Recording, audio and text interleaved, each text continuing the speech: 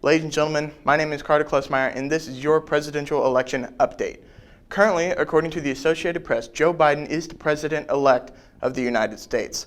However, he should not claim victory yet, as many legal issues have still to be sorted out. President Trump has sued multiple swing states and called for recounts in multiple states as well. The confusion and hysteria surrounding this year's election should not come as a surprise, as this is the year of COVID-19. Due to COVID, voters were encouraged to do mail-in voting.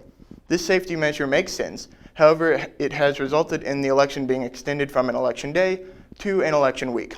The larger dependence on mail-in voting has resulted in not only the extension of the election, but allegations of fraud in many states, all of which were to be expected. The Biden campaign supported and encouraged its voters to vote by mail, and the Trump campaign encouraged the normal style of voting, being in-person voting.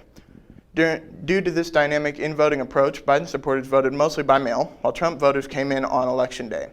This made the election results look like this. It started with a blue domination as the early mail-in votes were being counted. However, once ballot box results came in, it looked to be a Trump campaign victory. Then as they continued to count the mail-in ballots, this created a rise in the blue states, which in turn created a head-to-head race to victory between the two candidates. The election was then forced to extend itself throughout last week, so that the late mail-in ballots could be counted. By the end of the first night, Trump seemed to be the victor, but as last week progressed, mail-in votes turned the tide in favor of the Biden campaign.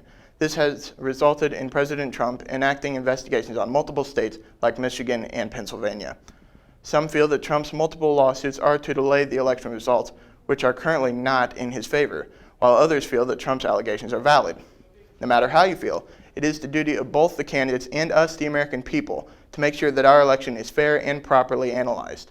Therefore, hostility towards either candidate is unnecessary, as we should all want a clear, fair election result. Now, let's quickly transition to Missouri's election outcome. It's no surprise to see Missouri came out a strong Republican state. It has been since 2000, when it voted for the Republican President George W. Bush. There are only 4 counties that were blue, those being St. Louis City, St. Louis County, Boone County, and Jackson County. All of these counties contain larger cities, which makes this not a surprise for them to go more Democratic. These 4 counties are also the only 4 in Missouri that were blue for Hillary Clinton in the 2016 election. Overall, nothing too new happened in Missouri this go-around. Coming back to the overall election, the 2020 presidential results are still being tabulated and argued with, but the results are definitely favoring Joe Biden. It is fair to say that this seems to be the end of the Trump train. However, Joe Biden's position could be subject to change due to the lawsuits. Fortunately for Biden's campaign, these pending cases have yet to find anything unexpected and are unlikely to cause a dramatic change in the election results. This election was not an easy one for both candidates and quite frankly for the American people. But it looks like there's a new dawn on the horizon and a new president in our future.